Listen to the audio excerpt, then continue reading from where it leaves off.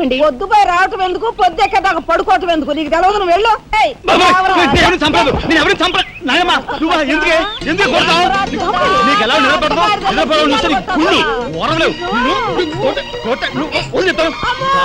నిద్రపోకుండా కొట్టుకొని పైవం చేస్తుంటావు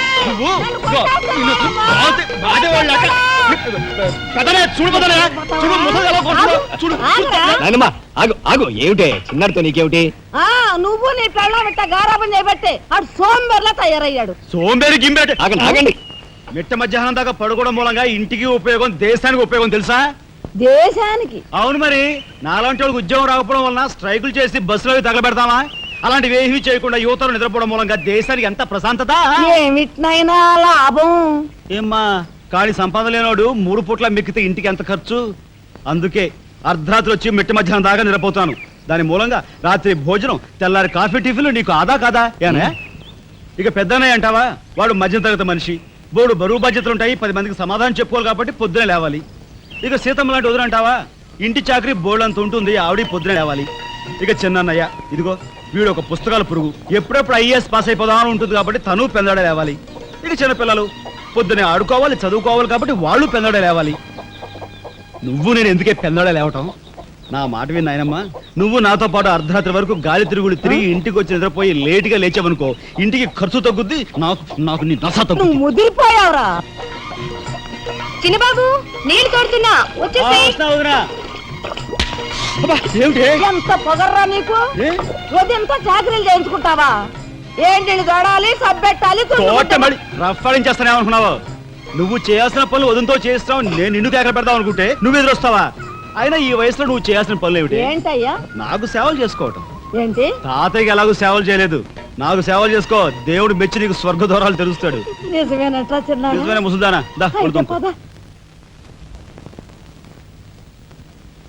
పెద్దాడా, ఇల్లు అమ్మేయటానికి తీర్మానించుకున్నావా?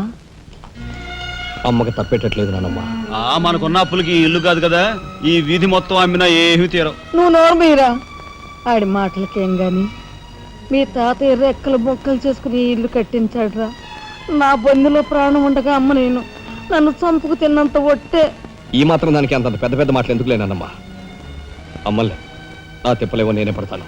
అన్నయ్య, అసలు గొడవేమీ లేకుండా నేనే చదువు మానిస్తే? అయ్యి బాబోయ్, భలేవాడివే, చదువు మానేస్తానంటావేంటి? నువ్వేదో కలెక్టర్ అవుతావు, ఇంటెల్ పాదిని ఉద్ధరిస్తావు అని మేమంతా నీ మీద ఆశ పెట్టుకుంటే తప్పురా అన్నయ్య, ఆ పని చేయకు. అవును, ఇప్పుడు నీ అయ్యే చదువుకి ఎంత ఖర్చు అవుద్ది? ఢిల్లీ దాకా వెళ్ళాలంటే 500 ఖర్చు అవుతుంది. ఆ పైన ఎగ్జామ్ ఫీజు, ట్యూషన్ ఫీజు, పాత బాకీలో కలిసి కనీసం 25,000 అవుతుంది. 25,000? మా బాబే అంతేనా? 25,000 అంటే ఇదిగో మా పెద్దనే సర్దుకుంటాడులే. సర్దుకో. సర్దుకోపోతే నువ్వు సర్దుకుంటావా? నువ్వు ఇష్టం మాట్లాడు.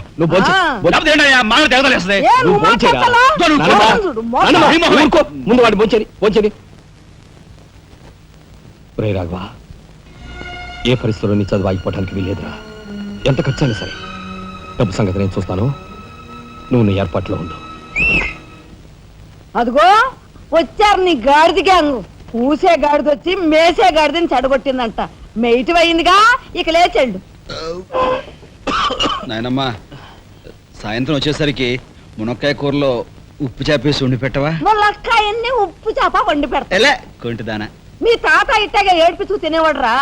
ఈడు అన్ని ఆయన పోలికలే. ఏంటి ఈ రోజు మన ప్రోగ్రామ్? ఏముందిరా, షారా మామూలే. ముందుగా ఉద్యోగాల వేట, ఆ తర్వాత అమ్యూజ్మెంట్ పార్క్, కొడుకుసే వాళ్ళకి ఇల్లు చేరుకోవటం. హిందూ వదనకే నీ ఓటు.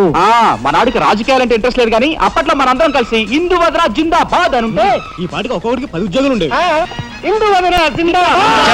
బోలో స్వతంత్ర భారత్ కే, బోలో స్వతంత్ర భారత్ కే.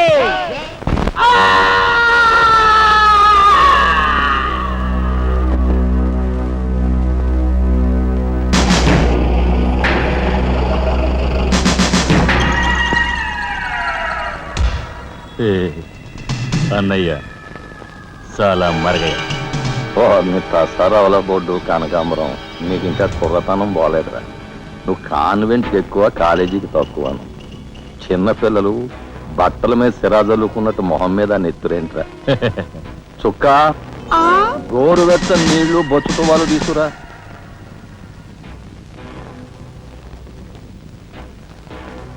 ఈ నీళ్లు తీసుకెళ్ళి మన గులాబీ మొక్కలకు పోయి ఆపండ్రా. ఒరే చలపతి కట్టడానికి ఎక్కువ తగలడ్డానికి తక్కువగా తయారయ్యాడు. చుక్క వీడు కార్మిక నాయకుడిన నా మీదే కాలరెత్తిలా అయిపోయాడు.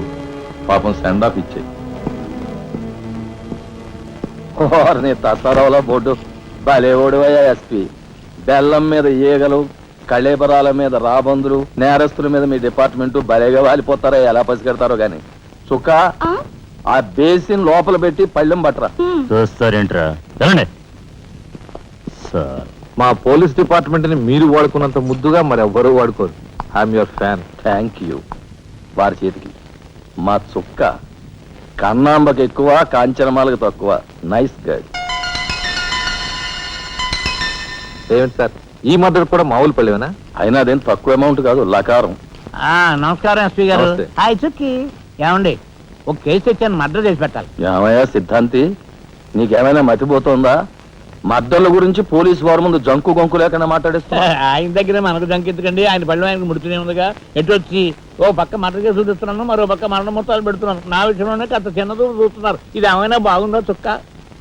మా సిద్ధాంతి శనిగ్రహానికి ఎక్కువ, శుక్రగ్రహానికి తక్కువ. చదువు నవ్వుని పళ్ళుని ఒకేసారి మూసేయి.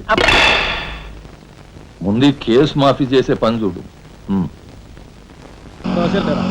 ఒకటే ఉంది. ఏ ప్యాడ్